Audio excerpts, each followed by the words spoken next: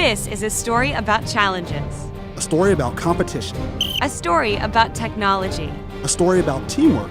A story about triumphs and setbacks. A story about exploration. A story about the past and future. I'm Molly McKinney. I'm Caleb Kinchlow. And this is NASA 360. This story starts with a rock. Now, pretty much anywhere you go in the solar system, from the furthest asteroids and comets to nearby planets and moons, chances are you can find a rock. Now, this may not look like much, but don't let that fool you. These rocks, whether found in your backyard or on Mars, can teach us some extraordinary things. I'm here with planetary geologist, Dr. Bill Moore. Most people know about rocks probably that they're hard. You find them out in the desert. You can see lots of layers when you see them out there. Maybe something they don't know about rocks is that pretty much the entire planet they're standing on is made of rocks. So why do you think it's important for us to study rocks? Well, rocks are kind of like the Earth's history book. The rocks have been around recording Earth's history for billions of years. You think we can learn the same type of information from other planets with the rocks? Absolutely. Just like the rocks on the Earth, rocks on other planets also record the history of those planets. They record when things were molten and when lava flowed and when mountains were built and when cracks were formed and when craters happened. So the geologic history of every planet is recorded in its rocks. Generally speaking, how do we get these rocks? At present, the only ones we know about for sure are the rocks that the astronauts picked up from the moon and the pieces of Mars that we have identified here on the surface of the Earth. They were blasted off the surface of Mars, flew through space, and actually re-entered the Earth's atmosphere and crashed here on Earth. We have several pieces of Mars. Those are really the only pieces of any other planet that we think we have. We have lots of pieces of asteroids. That's what most meteorites are from. And what's the best way for us to get these rocks? The best way is when we can be right there where the rocks are. We can understand how the rocks are related to the rest of the planet's surface, when we can pick up a rock and see where it came from, actually visit Mars and be able to see where the rocks came from on the surface. So are rovers and spacecraft the best way to study rocks? Well, they're the best way we have right now. We can study the rocks from orbit. We can see where the mountains are, where the volcanoes are. With our rovers, we can get up close and personal with the rocks. We can zap them and prod them and look at their chemical compositions. So is that as good as it gets? Well, no, actually. As great as the rovers are, we could do much better sorts of analyses here on the Earth. And it's important for any sort of geological question to understand what the context is, where the rocks came from. And so we would love to be able to analyze these rocks with the kinds of powerful machines we have here on Earth that we just can't miniaturize and put on a rover. So what do we have to do to get those rocks here? Well, we need to obviously go there, have some sort of machinery to pick them up and analyze where they came from so we know, and then bring them all the way back home safely and intact. The rocks we've been trying to study on Mars, for example, we've had to study remotely. Our rovers who have been able to take pictures and make measurements and poke and prod and look at a few rocks up close, but they haven't been able to actually send any rocks back to us. They've just been able to send back a little bit of information about those rocks. So this rock holds tons of information about our planet. But in order to get the same information from other planets, we have to do some exploring. And I'm here with someone who knows a lot about exploring distant places, Chris Ferguson. Chris, you've spent more than 40 days in space. You were the commander of the final space shuttle mission. Now, even though NASA's shuttle program has come to an end, one could argue that their role in exploration is getting even more exciting. Absolutely, Molly. You know, as we finished up the shuttle program, there were a lot of people to thank. And I remember a few of the speeches that we had made in a part of thanking all those people, and one of them was that, you know, we're not really concluding a book here, we're just closing a chapter of a book that will never end. And we do. The space program lives on. Today we're working with a lot of commercial companies to get commercial transportation from the Earth up to the International Space Station and to other destinations. Of course, we have missions to Mars. We're still looking at the history, the geological history of that planet, the evidence that water might be there. Now, in terms of exploring distant places, one thing we can usually bank on finding are rocks, rock samples. What have we done in the past? How have we gone about acquiring these? Well, of course, one of the biggest tasks we had while we were on the moon was to bring back a lot of rocks. I think we brought back over 700 pounds of rocks. And the interesting thing is, even though we brought them back many, many decades ago, we're still learning new and interesting things about the geological makeup of the moon. And can you imagine when we get the first Martian rocks back, what that's going to be like? We have probes and rovers on Mars right now that are able to actually probe the rocks. But boy, wouldn't it be interesting to be able to hold one in your hand and tell the history of a planet just by the constituent of the rock that you hold. So it's an amazing future. And of course, astronauts, they always have geology training. The early astronauts learned all about the lunar surface through the geology training that they did out in New Mexico. And even the astronauts of today still go on a geology field trip. Well, of course, learning about these distant places is going to be challenging.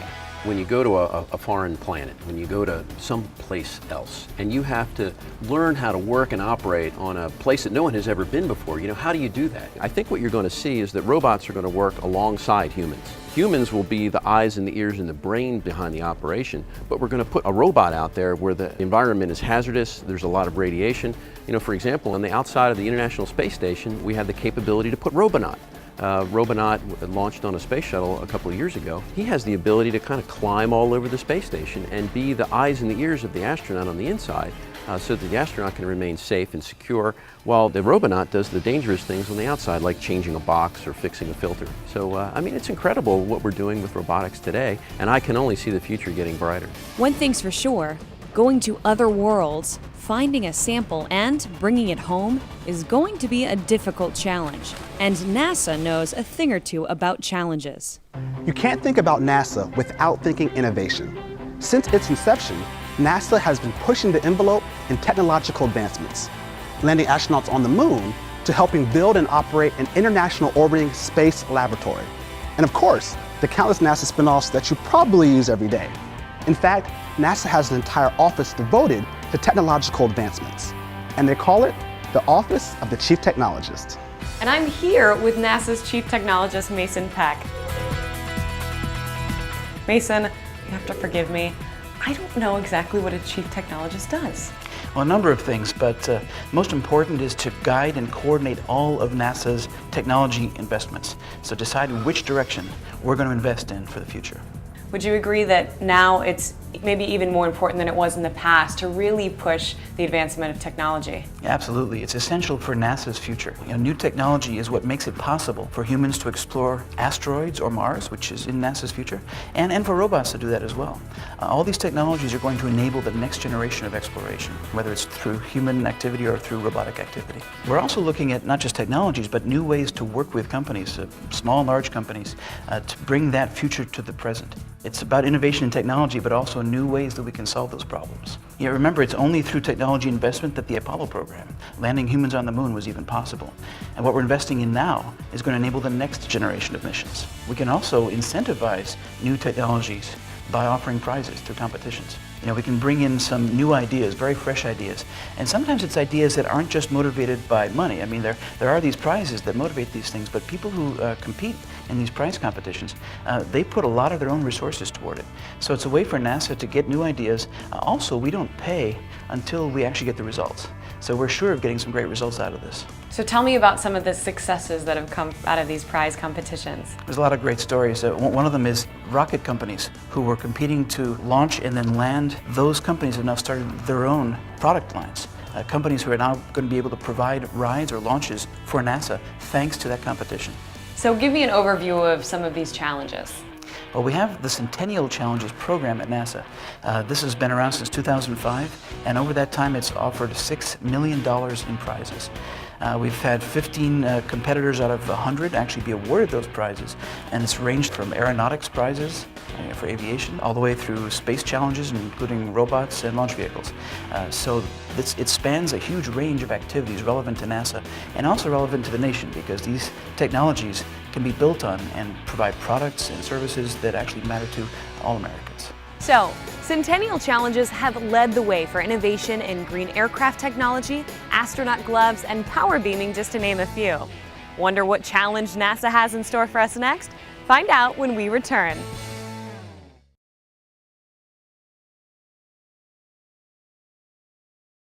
Prize competitions like NASA's Centennial Challenges aren't a new thing. In fact, Charles Lindbergh's solo flight across the Atlantic was inspired by a prize challenge. And these challenges continue to this day. Now, NASA has a new challenge. And trust me, this one is no walk in the park. I'm here in Worcester, Massachusetts at WPI, which stands for Worcester Polytechnic Institute. And today they're holding what's called NASA's Sample Return Robot Challenge. And it is so exciting. As you can see, it's more than just a competition, it's like a festival. Curious about robots? So were thousands of people of all ages who have come to WPI today to see the competition and celebrate science, technology, and engineering.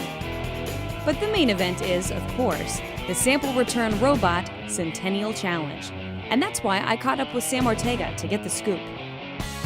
So the Sample Return Robot Challenge that we're conducting today, it's all about advancing autonomous robots. NASA is looking to be able to develop a robot that we can send to Mars, to an asteroid, to another planet, that will be able to go off and do its research, do its collection, do its data sampling without any human interaction. So we want to be able to let it go off and just do it by itself. The grand prize of this is $1.5 million if the robots can compete both phases of the competition. That's a lot of money. What is NASA getting out of this? It is a lot of money, and so what NASA wants to get out of it is the technology and the sensing controls for the autonomous robots, for them to be able to use that in some of our future programs to go explore other planets or asteroids. You know, the other neat thing about this challenge is it's more than just what NASA's going to get from it.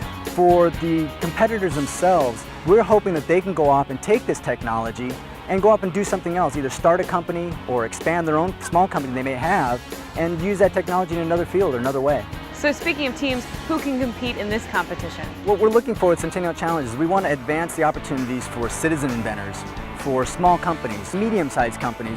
We want to give them the opportunity to take advantage of the technology they have, the smarts that they have, layer them up and come up with an innovative solution to a problem that NASA might have or help solve the problem for the nation itself. So Sam, if you could paint a picture of what a successful challenge would look like today, what would it look like? For me, as the program manager, a successful challenge is any time we have the opportunities to advance the technology. So whether we have teams win and be able to advance forward to compete for the 1.5 million, or whether we just have teams come back and say, wow, we think we understand a lot better how we can make our robot, how we can make this technology work better, work for us. So no matter what happens today, we're going to get there. I think we're going to see a lot of advancement in the understanding of sensing, of autonomous robotic control. Even between the teams themselves, they're already, yeah, I mean, even in a collaborative sense where they're going, oh, that's you got so it. Cool. I never even thought to do that. And you already see that with some of the teams as they're unpacking the robots, they're looking, oh man, we should have done that. Why didn't we think of this? Exactly. Yeah. I don't necessarily want to make sure that we give the money away, I just want to make sure we advance the technology. I have to say, I think it's incredibly brave of these people to travel from all over the world, compete in a very public competition where people can be nitpicking and critiquing every move of the robots. I'm excited to go meet these competitors. We are now entering what is called the pit. And this has really been home base for these teams here competing. This is where they can fine-tune their robots. They can really perfect and work diligently on the sensing capabilities, which is going to be, as we know, a difficult challenge in this competition. So let's go back and see who we can meet. What makes this robot different from some of the other ones we'll see today? It has 3 wheels. Yes, a tripod. That's touche. So what makes this robot different than some of the other ones that we'll see during this competition? It's the smallest one. Really? Yes. Little guy wins, Yeah, right? this is the little guy, the runt. I was wondering if anyone else would go that route, but that is one of the unique features. Why did you choose to go that route? It's fewer wheels to make. Tell me about your robot. His name is Cerberus because he has 3 heads, one looking forward, back, and up. So he could guard the gates of Hades if he wanted to. We got multiple rovers with our scout rovers and our collection rover. And you're doing this all by yourself? This is it. My wife's on the team, but it's pretty much built by me. Probably because she has to be, because this is all you spend your time on. She would never see you if she didn't help, right? Yeah. We drove here from Southern California, so my wife drove the van for 5 days while I sat in the passenger seat writing code with this guy in the back. So how difficult is it to get all 3 of these playing nicely together? Very difficult. We're actually still working on all the code. Hardware I have confidence in. The problem is, and this is a problem with everybody, is it takes so long to build the robot that there's no time to write the software. We take for granted the way our brains control our bodies, but to get that primitive brain to control this body is a really fantastic challenge, and that's fun when you get it to work a little bit almost right. Then it's really exciting. I keep thinking of the song "If I Only Had a Brain" from The Wizard of Oz, because that's where my robot is right now. It's just and it needs a brain, but the thing is I have to type in the brain. And right, you have to use your brain to program a brain. There isn't a lot of time to do that. So is there anything you can do about the software at this point, or what's your plan? I mean, get a bigger whip to crack on the software guys. There's nothing to do. Are you feeding them? Do they have caffeine? Are you doing everything you can? Tell me the story of how you and Chris linked up. Chris and I met back in 2001 doing SECR, which is Southeastern Combat Robotics. We were competitors. We fought a lot. Actually, I beat him the first time, so you probably don't want me to say that. Were you one of those kids that took toys apart and drove mom crazy? Oh, yeah. And probably Dad. You didn't introduce me to this team member of yours. This is actually Marvin the Martian. I'm sure most of you guys know childhood days. I took more than toys apart. What else? Phones and appliances and valuable things like that. Everybody kind of relates my personality to Marvin the Martian, you know, as far as being out there and just being crazy and doing all this stuff. So when I turned 18, my first tattoo actually was Marvin the Martian.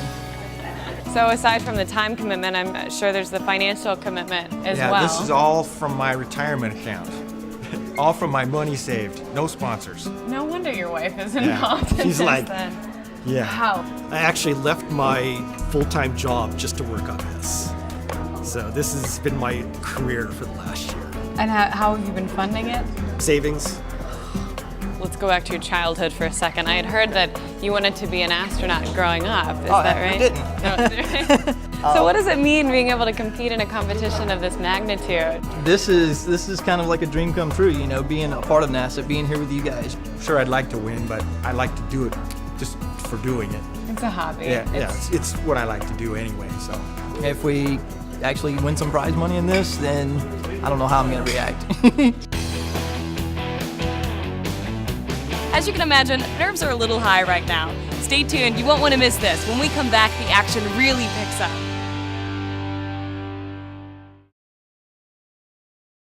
3, 2, 1, go! And they're off. Each of the robots has to complete specific objectives, completely autonomously. That means no driver, no remote controls, nothing. These robots are working completely on their own. Now, just because the robots are moving around on their own doesn't mean that they're artificially intelligent. There is a lot of engineering and programming involved before each rover can complete this challenge. The teams have specific guidelines and ground rules to get them started. Let's tag up with some people who can explain just how challenging this competition really is. Okay, Ken, so walk me through what's happening on the field right now. This is the first stage of this challenge. This is the level 1 competition going on right now. In level 1, the teams have 15 minutes to go out and they want to try and find a pre-cached sample, pick it up, bring it back to the platform. Now, if they do that successfully, they get the opportunity to go on to the next level. And during that, they have 2 hours to navigate this huge course which has 10 samples on it. This is fully autonomous. You know, you push one button, the robot's computer has to come on gracefully. It has to not go blue screen on you. It has to actually boot up. And then it has to find out what direction it's pointing. There's no compasses there. And so it looks for landmarks. It turns on its computers. Most of them have more than one computer. You have to synchronize these computers. And so it can take several minutes of nothing obvious, but a lot of energy being used trying to figure out where it is. And then it takes off in what it thinks is the right direction. It's trying to avoid obstacles. If it stops, it's because it's reevaluating things. It's trying to get a picture of where it is, but doing it accurately and being able to navigate to a known location without the use of any earthbound aids is incredibly tough. And it's not just getting there. They have to now then manipulate a very difficult to grasp item and bring it back, all the way back to the home base within 15 minutes. It's a tough job, really tough. No one's ever really done this sort of stuff before. So let's talk a little bit about what contestants knew once they got into this challenge when they were preparing for it versus some of the hidden surprises that could still be lying in the course.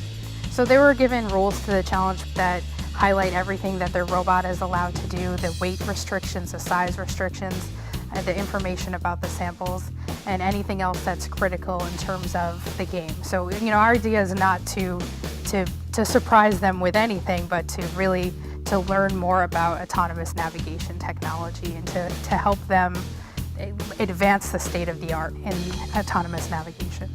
So how does judging work? Will there be judges? There are judges who are here. They're here to enforce the rules. They're not, you know, necessarily judging who's got the prettiest robot and who's got the best engineering, as much as they're here to make sure that all the teams have met all the rules. Now, what safety protocols have you built into this competition for both the robots' safety and for the people that are judging? We have a follower that stays in a cone of invisibility behind the robot so it doesn't affect its navigation, but it has to have a pause switch that they can push, and the robot has to stop all action within 1 second. That's really tough, by the way, and some of our competitors are really struggling with that. But the pause is a safety feature, so when a pause happens, the time stops and the judges come rushing out there, they look at it. Sometimes they'll actually even call the owner of the robot to say, this is happening, do you want us to continue on or not? Yeah, if it reacts, if you have to pause it again, go ahead and e-stop, and we'll hard stop and we'll be done. And it's designed to be tough, it is. It's designed to be real world scenario. Yeah, exactly, and that's what we expect to see out there. The robots came and competed, the teams did their best. Let's regroup with Sam and hear his thoughts on how this competition went. All right, Sam, so the Centennial Challenge is over. What are your thoughts looking back on it?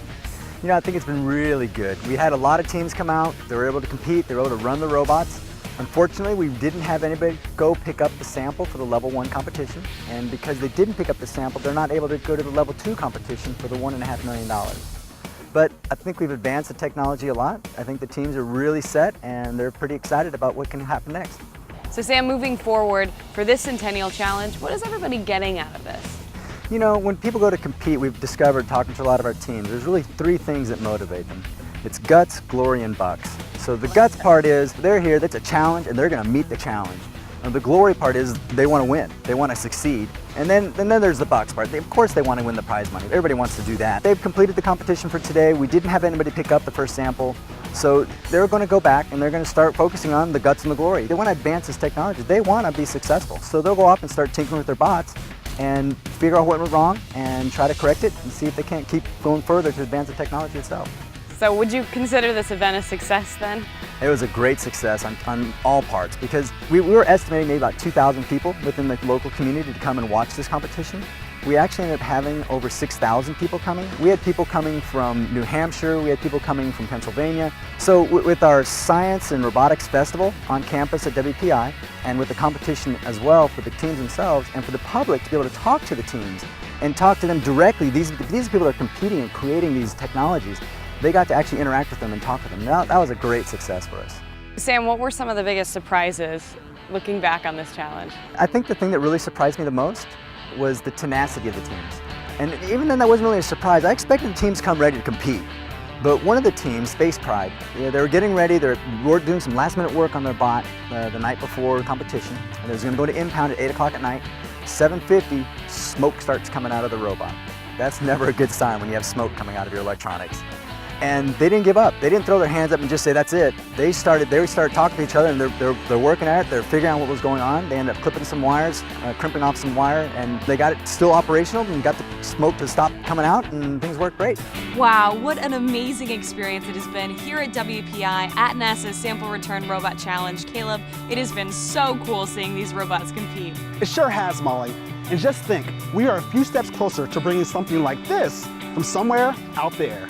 Until then, NASA and people like the competitors in the Centennial Challenges will continue to push the limits on technologies that will expand our horizons and bring the mysteries of our universe a little bit closer to home. For Molly McKinney, I'm Caleb Kinchlow, and this is NASA 360.